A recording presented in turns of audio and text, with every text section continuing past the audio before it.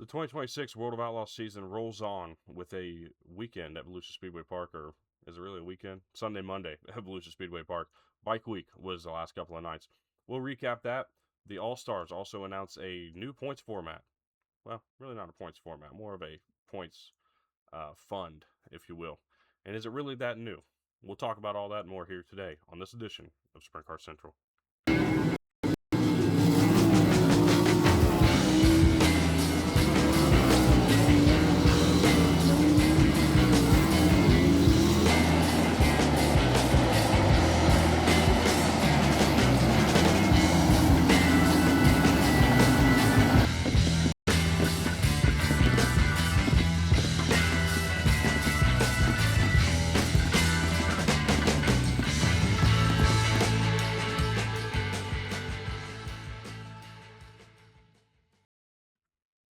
The 2026 season rolls on again. It was Bike Week the last couple of nights at Volusia Speedway Park. Welcome in to Sprint Car Central.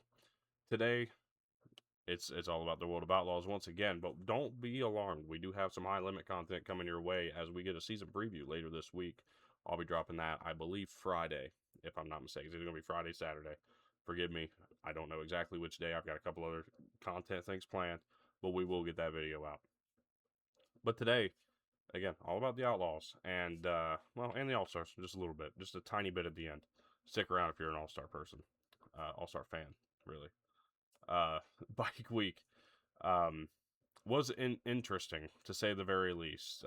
I have various different thoughts about it, but the first one and the first and foremost, Sheldon Haudenschild looked to be back to form a little bit this weekend. It took a weekend, I think, the opening week at Dirt Car Nationals, to kind of get that 18 car figured out, understand exactly what they have and how they need to adjust it. This weekend showed that they've got the speed, they've got the engine behind them. Now it's about understanding how the car is going to handle what they need to do setup wise and figuring it out. I think they've gotten a pretty solid grasp early on what they need to do. There's certainly some other things and questions around this team, but for right now, things look much better. Dominant night one, dominated night two up until the feature where he led the first couple laps, or I believe just the first lap, prior to kind of falling back through the field. And that came from an early sign of rubber building up on the track, specifically the bottom of 1 and 2. Felt like if you went anywhere but the bottom in 1 and 2, you were kind of shit out of luck. And really, it felt the same way in 3 and 4 throughout the course of the night. But one guy that was able to figure it out was Anthony Macri. He goes on and wins the second night. So Sheldon Haudenschild night 1, Anthony Macri night 2. But again, it felt like it was rubber down from probably lap 5 on. You really started to notice that everybody started kind of gathering on the bottom of the track. And it kind of took away from what they called a barn burner event or barn burner race. I didn't quite look at it as such. I mean, yeah, we had some different lead changes, but those lead changes came from guys just missing the rubber and not really a outright showcase of cars, losing their handling, losing kind of touch over the course of the race. It takes talent. It takes a level of precision to be able to hit that lap after lap. I'm not denying that part. I just kind of felt like I expected more, I think, from the first 5 nights we've seen at Volusia, or 4 nights really, that we've seen from Volusia. I expected just a little bit more from it. And unfortunately, the final night was the worst night in terms of track prep and overall race readiness, I would say. Other notes that I took away from this weekend, Buddy Kofoid had some trouble on night 2. Seemingly the primary and the backup cars both had some issues. A bit concerning for the for what I expect to be a championship contender. I shouldn't say the championship contender, but he is. And he had to use a provisional last night and was unable to start. The ruling states that if you state your intention to use your provisional, and even more specifically if you get out on the track, I think is where they really had a hard time pulling back on that. They got out on the track with the intent to race, and it didn't happen. So, Buddy Kofoid loses that provisional, loses a lot of points last night, but still manages to be third in the standings at the time being. Anthony Macri, on the other hand, walks out of this as the runner-up in points right now, second, 2 back of David Gravel. for that points lead. It's opening up some question marks. Anthony Macker's been really good through the first 5 races, 4 points races. Will he be able to make a World of Outlaws run? People are asking. The World of Outlaws social media seem to continually push for it. I don't think so. I think it'll open some eyes if he's there at Talladega this weekend. Kind of people starting to question what he's going to do. But we'll kind of see what happens when Friday rolls around with that. But otherwise, Anthony Macker's been really good, continuing kind of a string of dominant performances on the half miles. And you got to think when we go back for Kings Royal, when we go to the Knoxville Nationals, Anthony Macker's becoming a name that we're going to want to be paying attention to when that time comes. Bill Baylog had some issues this weekend, used a provisional both nights. He was one of a couple drivers that had to use a provisional on both nights, but really just I think a disappointing weekend for Baylog. They have speed. I think there's no real question about that, but just general issues and problems kind of coming up throughout the course of the weekend, hindering performance. I think the really the silver lining is they go to Talladega Short Track and the Mag this weekend. And those are 2 tracks that Baylog's had some solid success at. I believe he's got a win at Magnolia.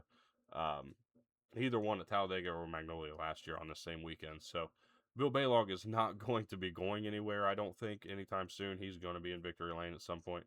But definitely one of the more unfortunate parts of this weekend, I would say for sure. As I said already, this coming weekend, March 6th and 7th, Friday, Saturday, Magnolia Motor Speedway Saturday, Talladega Short Track on Friday. Going to be really exciting to kind of watch how this season continues to take shape. Buddy Kofoid looking to bounce back.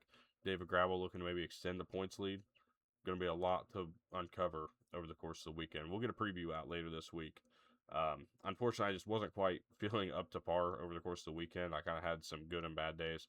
Never got a preview video out for this past weekend, so I apologize. But we will have one coming up for this weekend. Moving on, we'll change lanes just a little bit. The All-Star Circuit of Champions announced a points fund for the 2026 season, and pretty excited to kind of see it, or at least I was excited to see it.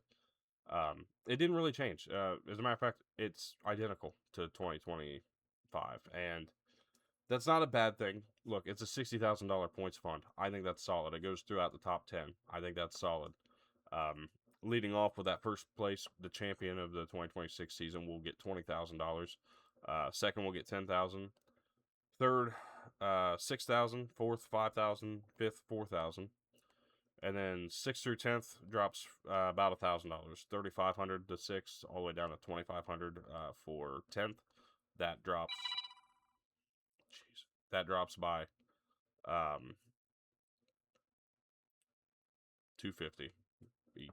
each position from 6th down to 10th. So it'll be exciting to watch. I think the All-Stars are starting to put together a pretty solid roster. We talked about Todd King. Joey Mantia officially has been announced as a full-time driver, so kind of excited to see where they end up and how that 88J car kind of rolls throughout the season. But it's going to be a pretty exciting year, I think, in the standards of the All-Stars. So really looking forward to that.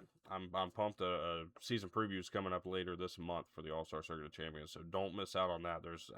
We got a guest lined up for that one. So make sure y'all stick around. Again, if you're new, please leave a like, subscribe, comment down below.